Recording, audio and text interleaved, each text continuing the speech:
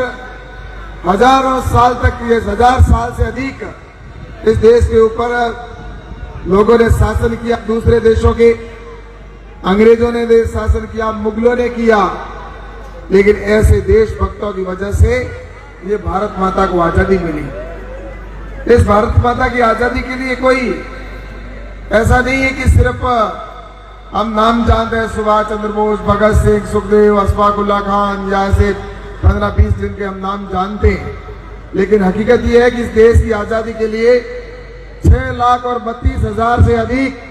देश के नागरिकों ने जान दी, तब जाकर इस भारत माता को आजादी मिली है। इसलिए मैं आप सबसे कहना चाहता हूं कि ये आसानी से आजादी नहीं मिली है। आने वाले समय के अंदर हमारे इस भारत माता के सामने पुनः ऐसी परिस्थिति खड़ी नहीं हो, और इसलिए हम सभी को एकजुट रहने की आवश्यकता है, क्योंकि इस देश के अंदर जब भी हम गुलाम हुए तो गुलाम हुए उसके पीछे कारण हमारी आपस की फूट थी। हमारी आपस की रियासतों के अंदर एक दूसरे के साथ नहीं बनना,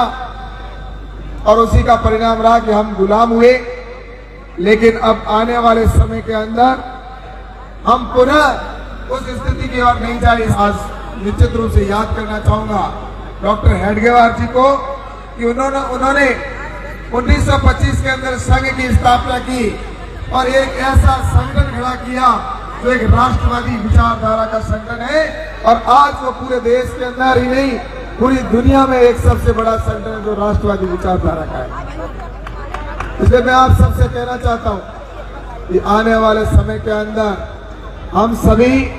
अपने देश को, भारत माता को लिए अगर हमारे को जान भी देनी पड़े तो हमें तत्पर रहना चाहिए।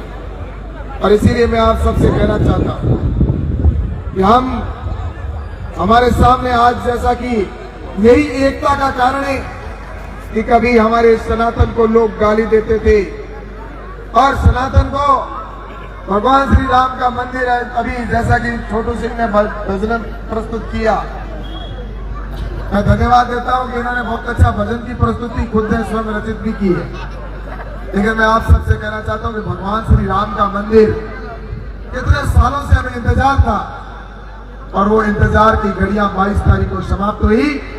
और भगवान श्री राम का भव्य मंदिर अयोध्या में बनकर खड़ा हो गया। आज हम जाकर वहां पर दर्शन कर सकते हैं। इसके लिए मैं प्रधानमंत्री आदरणीय नरेंद्र मोदी जी का बहुत बहुत धन्यवाद देना चाहता हूं कि इतने सालों पुराना जो हमें इंतजार था वो,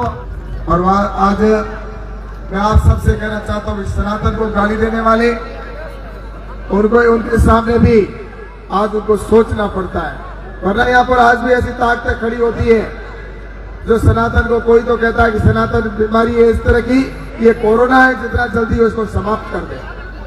ये हिंदू धर्म एक तरह से एड्स जैसी बीमारी है, उसको कितना जल्दी खत्म करने की बात करते हैं। मैं कहना चाहूंगा उनको कि कई आए, शक आए, हूण आए, मुगल आए, अंग्रेज आए, वो भी सनातन को कौन से बात की बोली हो जो सनातन धर्म को और हिंदू धर्म को समाप्त कर पाओगे। क्योंकि अब इस देश के अंदर ऐसा नेतृत्व है प्रधानमंत्री नरेंद्र मोदी जी के नेतृत्व में, जिन्होंने भारत के सनातन से लेकर भारत के सम्मान को आज पूरी दुनिया में पहुंचा दिया है। और आप और हम सबको पता है, आज यहाँ पर हमारी वीरांगनाएं बैठी है, मैं इनको नमन करना चाहता हूं। ऐसे देश के बॉर्डर के ऊपर बैठे हमारे जवान, मैं उनको भी नमन करना चाहता हूं कि हम आज यहाँ चैन की नींद बैठे हैं, आराम से सो रहे हैं या बैठे हैं, तो इसके पीछे कारण यह है कि बॉर्डर के ऊपर हमारे भाई जो जवान बैठे हैं, वो रात को चाहे तपती धूप हो या बर्फ की वादियां हो, वहां पर वो जागते रहते हैं। इसी वजह से हम आज यहाँ पर बैठते हैं, और ऐसे जो जवान देश के लिए जो शहीद हो जाते हैं, उनको निश्चित रूप से मैं याद करना चाहता हूं कि वास्तव में आज उन शहीदों को भी हम नमन करते हैं, याद करते हैं। आज देश के बॉर्डर के ऊपर हमारे जवान, निश्चित रूप से मैं कहना चाहता हूं कि आज उनको भी वहां खड़े हैं। तो एक समय ऐसा था कि हमारे देश के सैनिक बॉर्डर पर खड़े रहते थे, तो बॉर्डर पर खड़े रहते थे, उनके पास अत्याधुनिक हथियार नहीं होते थे, रात को देखने के चश्मे नहीं होते थे, और आज वहां पर सारे अत्याधुनिक हथियार में तीनों सेनाओं ने अभ्यास किया। तो जिस तरह से वहां पर बम ब्लास्ट जिस तरह से जमीन थर्रा रही थी, तो उस समय पूरी दुनिया भी उस समय इस हिंदुस्तान की वो धमाकों को सुन रही कि भारत कितना ताकतवर बन चुका है। इसलिए आप सबसे मैं यही कहना चाहता हूं कि आने वाला कल हमारा बहुत सुनहरा है और हमें ऐसे ही आजादी के ये जो आज कार्यक्रम रखे गए,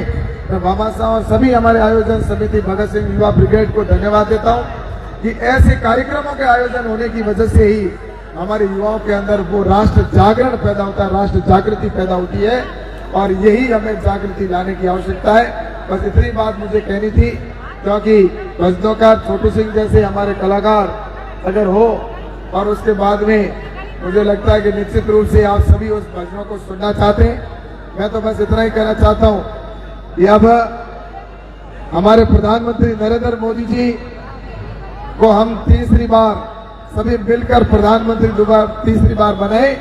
यही मैं आप सबसे निवेदन करना चाहूंगा और आप भी मुझे आशीर्वाद दें, ऐसा निवेदन करते हुए मैं अपनी बात को समाप्त करूंगा। आप सबका बहुत बहुत धन्यवाद, बहुत बहुत आभार। जय हिंद, जय भारत, बोलो भारत माता की, भारत माता की।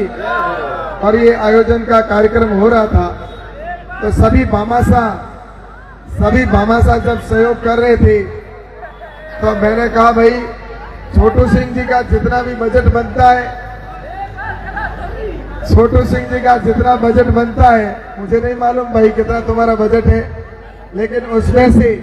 आयोजन समिति से ना लेकर 1 लाख रुपए मैं तुम्हें दूंगा, आप मेरे से लेना, ताकि क्या है कि ये आयोजन समिति के अंदर सहयोग कर सके।